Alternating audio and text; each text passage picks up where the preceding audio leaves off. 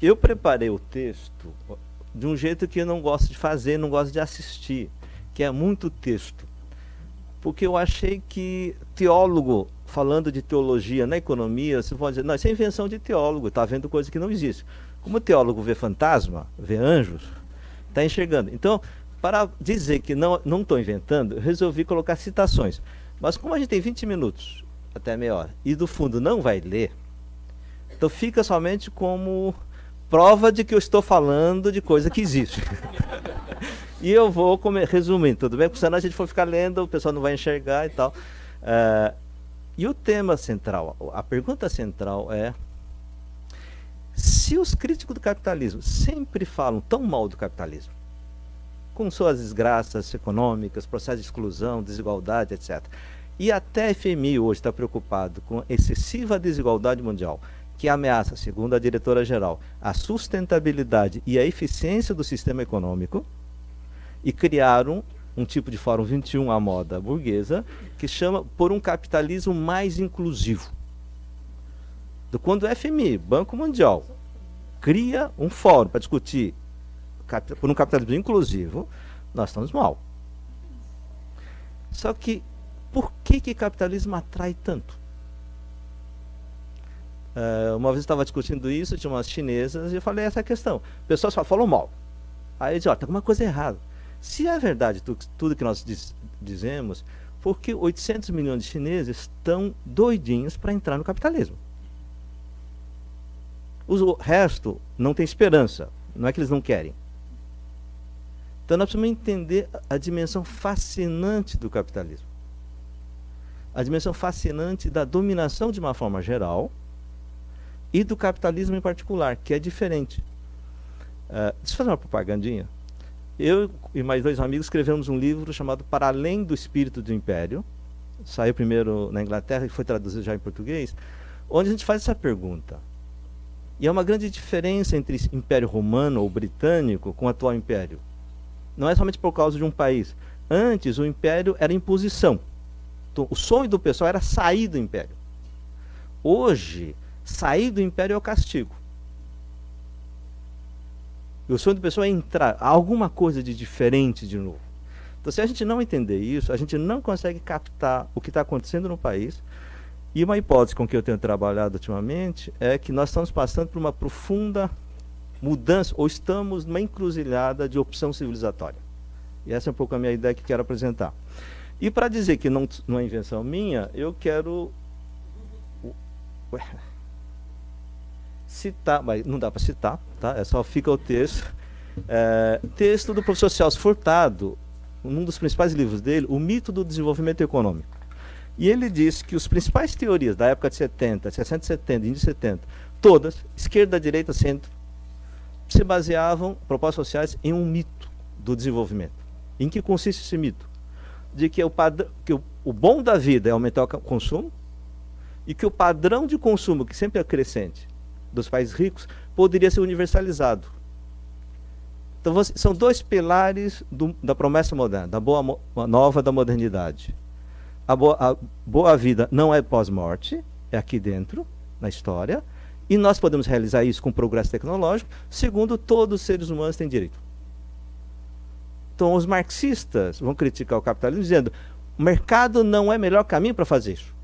E os liberais capitalistas vão dizer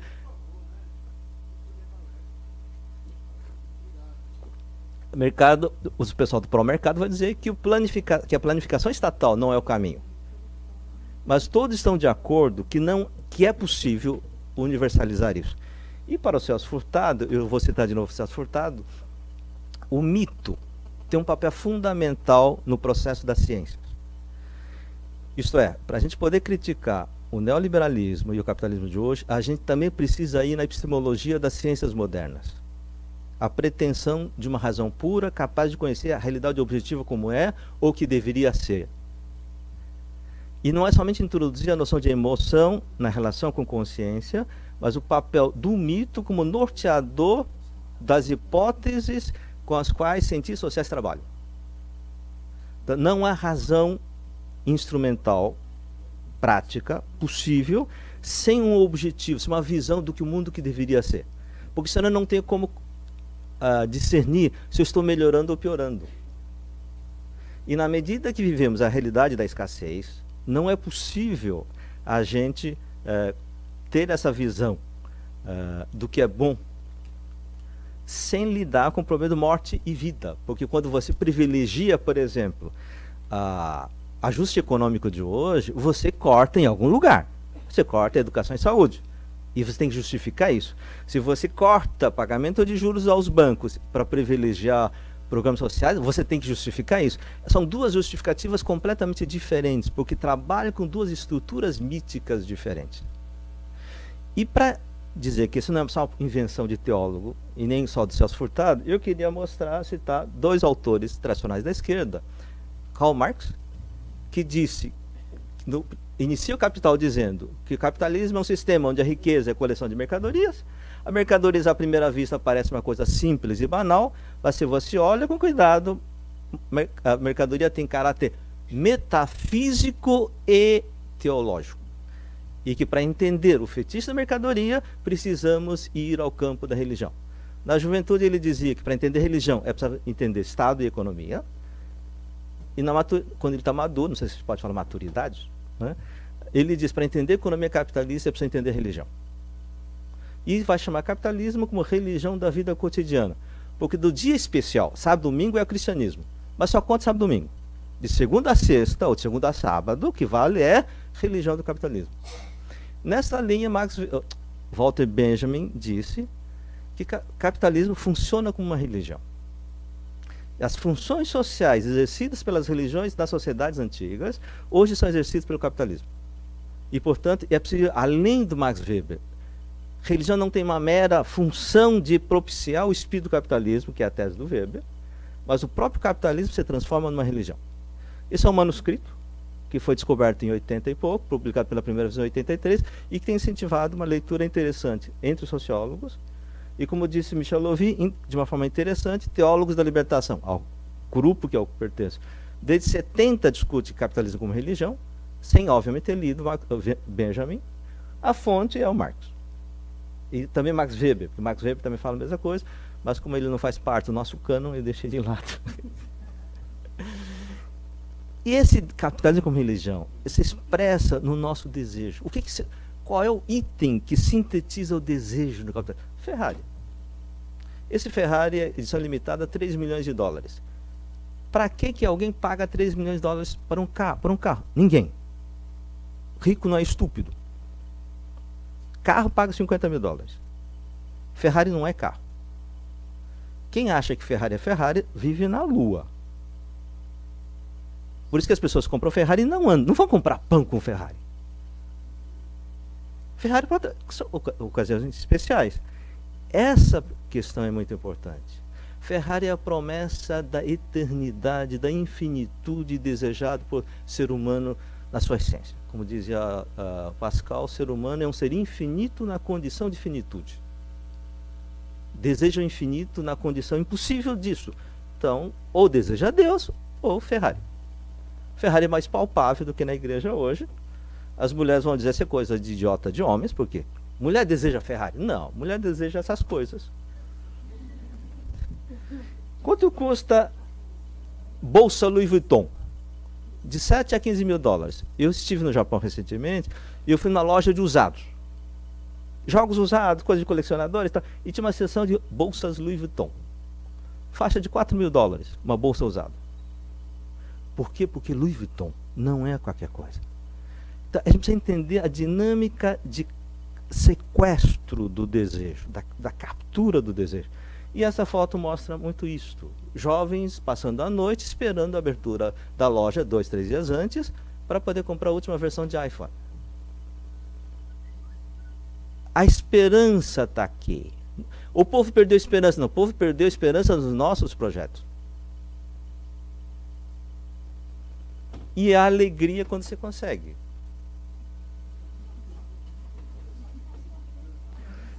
Nesse sentido, qual é o sacramento universal em linguagem religiosa que nos permite atingir ao infinito, ao Deus?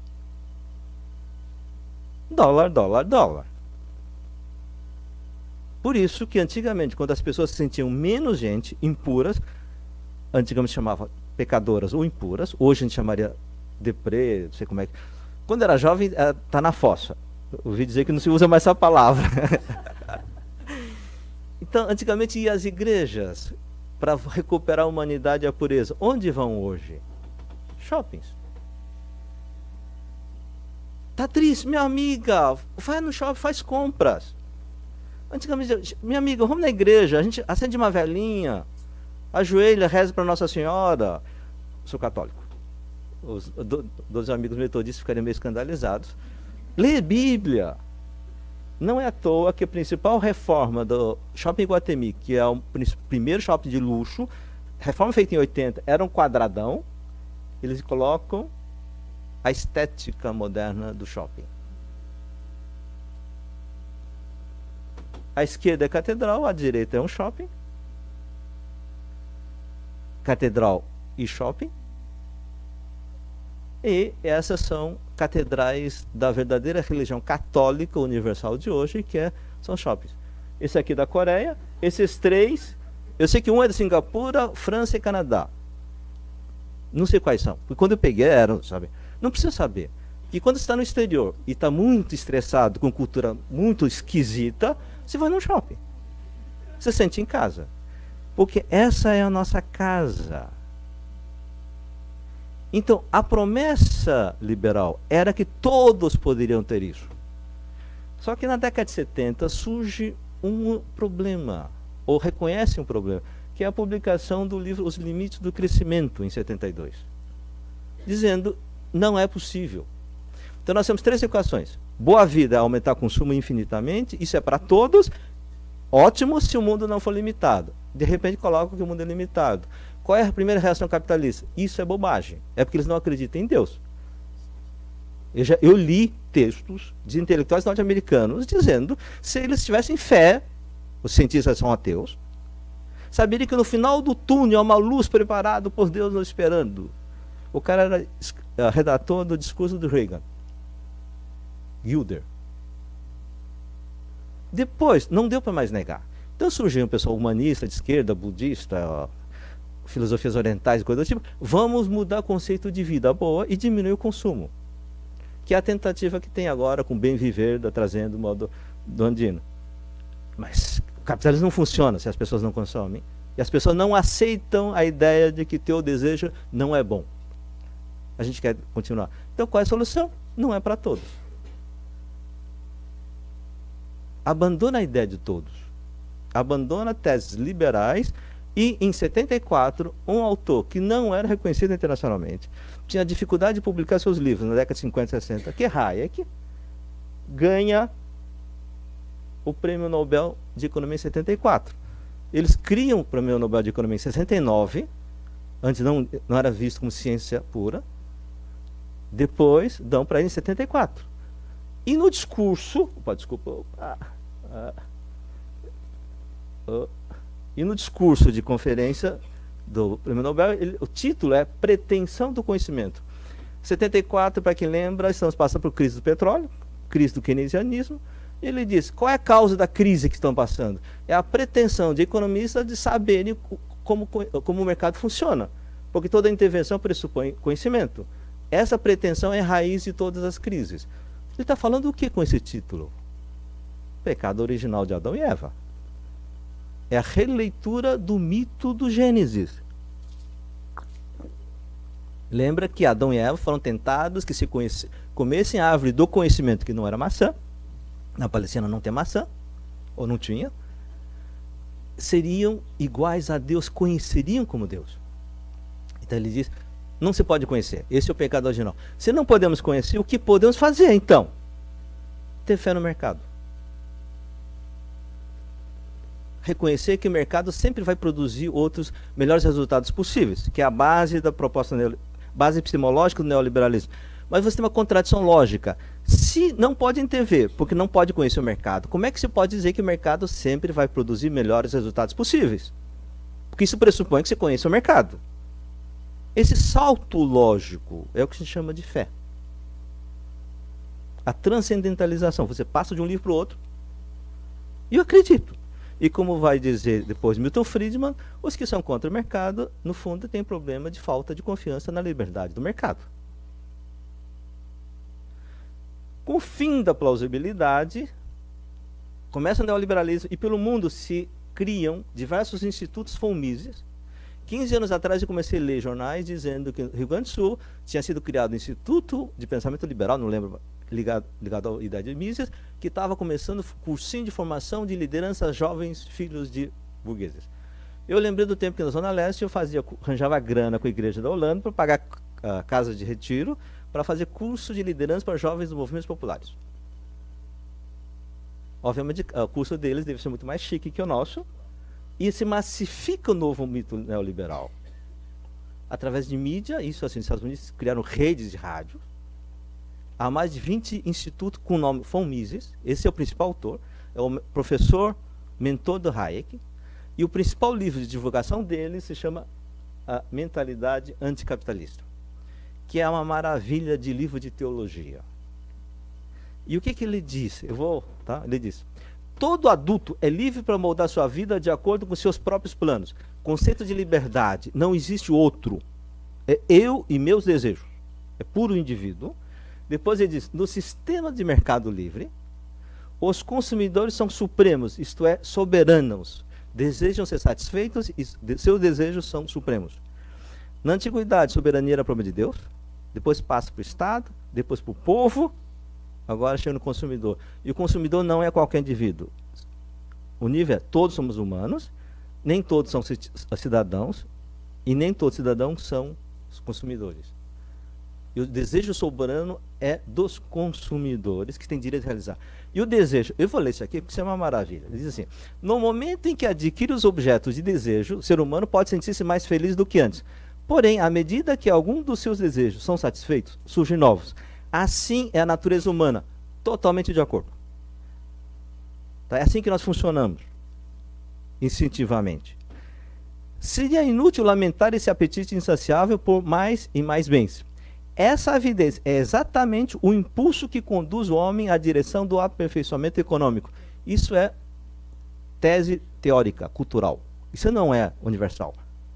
Manter alguém contente com o que já conseguiu, ou pode facilmente conseguir, sem interesse para melhorar suas próprias condições materiais, não é uma virtude. Isso é um juízo ético. Por que desde criança aprendemos? Não, você precisa olhar do teu irmão. Porque criança quer tudo para si. E a mãe vem: meu filho, você tem irmão. Ele também tem direito de comer. Isso é, a sociedade criou mecanismos culturais para controlar essa avidez do desejo individual. Ele diz: não, isso não é virtude. Virtude é você deixar-se ir. E se eu quero, pode todo mundo ter tudo? Não. Então como é que eu explico a minha insatisfação? Porque lembre-se, nós somos seres infinitos na condição de finitude. Nosso desejo é infinito numa economia escassa. Não há satisfação para ninguém. Por isso que o místico diz: eu abandonei as coisas materiais e procuro Deus. Porque descobri que aqui não vai dar o meu resultado. Aí ele diz: se você não consegue ser o rei do chocolate, campeão de boxe, tá? Ou estrela de cinema, você é o culpado. Aqui vem uma coisa fundamental: teologia da culpa. Você é culpado pela sua frustração. E essa culpa vai para todos. Obviamente, para começar com os pobres. Pobre é pobre por quê? Porque é culpado, merece sua pobreza. Antigamente você tinha teologia da retribuição ou teologia do karma. Você está pagando pecados anteriores. Mas o rico também é culpado, porque campeão de boxe é um só e não fica eternamente. Grandes campeões ficam 5, 7, 8 anos. Rei do mercado, você deixa de ser uma hora. Homem mais rico deixa de ser. Então nós todos somos alimentados pela frustração. Só que você é culpado pela frustração. Pobres mais e ricos também. Então como é que cada um lida com isto? E aí o von Mises, ele entende de antropologia. Ele diz: o ser humano procura, para não sentir-se humilhado, procura bode expiatório. Então, ele não é um idiota. Ele escreve panfletariamente, porque ele mesmo disse, texto complicado o povo não entende. Escreva panfleto. Porque a gente não precisa ganhar intelectual, a gente precisa ganhar o povo. Porque grana nós temos, intelectual a gente compra. Você precisa ganhar o apoio popular, coração do povo, do mercado. E aí eu vou pular aqui e eu quero citar um texto do Walter Benjamin. Ele diz assim: o capitalismo presumivelmente é o primeiro caso de culto não expiatório, mas culpabilizador. Nesse aspecto, tal sistema religioso é decorrente de um movimento monstruoso, uma monstruosa consciência de culpa que não sabe como expiar. Lança a mão do culto capitalista, não para expiar essa culpa, mas para torná-la universal. Se todos são, qual é o meu problema? Para martelá-la na consciência e, por fim, acima de tudo, envolver o próprio Deus nessa culpa para que ele se interesse pela expiação. Por isso que capitalista nunca está satisfeito. Teve um indiano que foi rebaixado na lista dos homens mais ricos do Fortune, de 9º para o 16º. Ele entrou na justiça. Ele não disse que ele não tem aquele dinheiro, tem mais. Não. É que a classificação está errada. Porque ele sentiu-se culpado perdendo a posição. Ora, se culpa é de todos por conta da distribuição de riqueza, quem é o juiz que faz essa distribuição? Mercado. É tal da meritocracia invertida. Mas eu posso questionar o mercado? Não. Tá? O mercado é inquestionável. Ele vai dizer que está além do bem e do mal, do justo e do injusto. O que é algo separado que está além do bem e do mal, do justo e do injusto? Sagrado. Há um grande equívoco no uso que o pessoal faz hoje do sagrado. Tudo é sagrado, gente. Se tudo é sagrado, a etimologia está errada, porque a palavra sagrado significa separado. Tá? Ah, mas é de Deus. Não, de Deus é uma coisa, sagrado é outro. Emmanuel Levinas tem um livro muito interessante, mais pelo título do que pelo conteúdo, que é muito complicado de acompanhar, do sagrado ao santo. Ele distingue esses dois conceitos. Então, mercado se tornou sagrado, o que não está sob o juízo humano. Aquilo que vale para o dia a dia, vale para o dia a dia, para o profano, mas não para decisões do mercado. E aí nós temos, então, uma inversão. Quem são os problemas? O pessoal que acredita que ser humano, por natureza, tem direitos. Que é a base do pensamento liberal moderno, que está fundado na tradição neotestamentária, que é um dos pilares da tradição ocidental. Que todos têm mesma igualdade, porque perante Deus todos são iguais. Depois isso vai ser substituído, perante a lei todos são iguais. E a razão moderna vai dizer, a essência humana traz consigo certos direitos implícitos. O que nós temos hoje? Teoria pós-moderna, filosofia pós-moderna, dizendo, não é possível conhecer a essência, tudo é cultural. E ele vai nessa assumir isso, vai dizer, se tudo é cultural, dizer que a natureza dá direitos é cultural. A natureza não dá direito. Então, o grande erro da esquerda, dos humanistas, e ele cita explicitamente o Conselho Mundial de Igrejas, é acreditar que o ser humano tem direitos por natureza. Não tem. E como não conseguiu direito no contrato do mercado, não tem direito nenhum. Se pobre não tem direito a comer, porque não tem dinheiro, o que é um programa social Bolsa Família? Um roubo. Você tira de quem tem direito, que ganhou justamente via mercado, contra a vontade deles, e passa para quem não tem direito. Desse sentido, há uma inversão. Os defensores dos direitos dos pobres, dos programas sociais, são os grandes malfeitores da humanidade. Aí eles ficam com raiva. E qual é o problema? Eu estou frustrado porque esses desgraçados de esquerda continuam querendo meu imposto para dar para esses pobres desgraçados. Então, de quem é a culpa da minha frustração? Da esquerda e dos pobres.